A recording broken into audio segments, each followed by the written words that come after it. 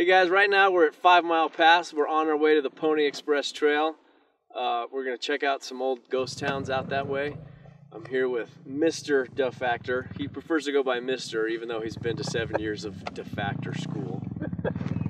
Some people call him Doctor. This is my old army buddy, Chris, and we're going to head out and have a little adventure. I do hereby swear before the great and living God that during my engagement, and while I am an employee of Russell, Majors, and Waddell, I will under no circumstances use profane language. I will drink no intoxicating liquors, that I will not quarrel or fight with any other employee of the firm, and that in every respect I will conduct myself honestly, faithful to my duties, and so direct my acts as to win the confidence of my employers. So help me God. This is the historical marker for the Pony Express Trail, but someone has jacked this plaque, which I was hoping to read and be able to know more about the Pony Express Trail so I could sound like an informed person making a documentary instead of a guy pointing to a blank thing on the wall. It looks like somebody shot this or something. Anyways, this is, I guess, the beginning of the Pony Express Trail. What is it? I don't know. Is this the Pony Express Trail, or is this the Pony Express Trail? We don't know. Okay. Well, we're gonna keep going. Find out. We're gonna hopefully find a marker that no one has stole. The Pony Express was a mail service which reduced the time for messages to travel between the Atlantic and Pacific coasts from 8 weeks via ship to only 10 days over land. It was never a financial success and closed for business only 18 months after it began, replaced by the telegraph, which could deliver a message coast to coast in only 4 hours. But in those 18 months, the riders of the Pony Express established themselves as legends of the American West. Young men, often only teenagers, riding flat out across the Wild West, risking their lives for $120 a month to deliver mail. There was a moment during our ride when I came over a small hill and spooked 2 wild mustangs. They took off in a sprint parallel to the road riding alongside us, and eventually drifted away into the desert. It was our moment of zen for the ride. Those mustangs likely have the blood of the old Pony Express in their veins, and for a moment they chose to ride alongside us as we crossed the desert. This is Chris. He's on the right. This was his idea today, to come out on the Pony Express Trail. He has a new KLR and he wanted to come out on the Pony Express Trail. Chris and I were in the same National Guard unit for many years, and when I went to Nicaragua in 2005,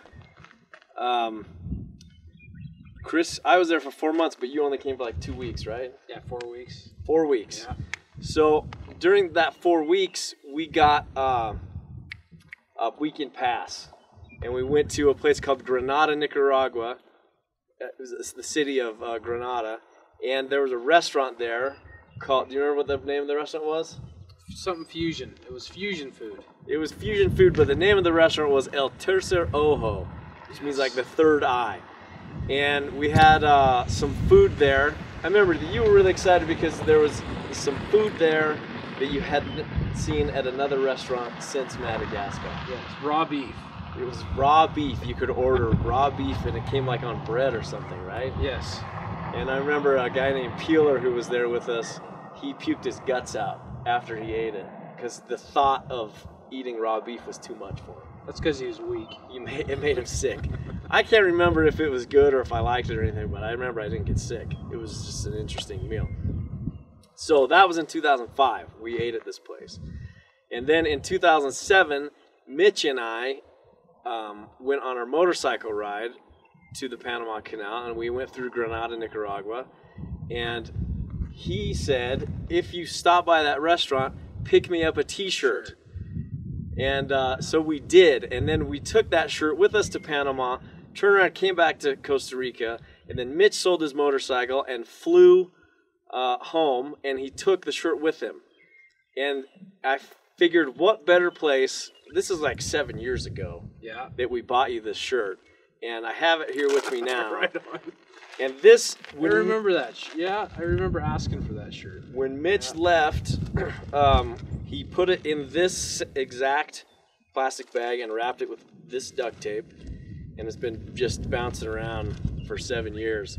And here on the Pony Express Trail, it's finally been delivered. Thanks, buddy. To its owner. You're more reliable than the Pony Express, right? Yeah, I held on to it. I thought once in a while I'd be moving and I'd find it and I'd be like, I gotta give this to Chris. Now let's check it out. But the funny thing happens when you get out of the Army.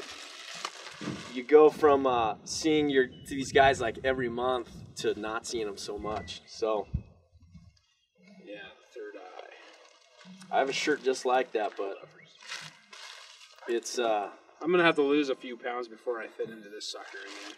it's a lot more worn out. Nice, thanks, Ryan. Man, mine doesn't have like any. Mine has no color on it. I wonder if it's even the same shirt. I should have brought it. If you're ever passing through Granada, Nicaragua, that restaurant might still be there, and you should eat at it. Pretty good. Fusion cuisine. That's right. I forgot all about this shirt. That's awesome, man.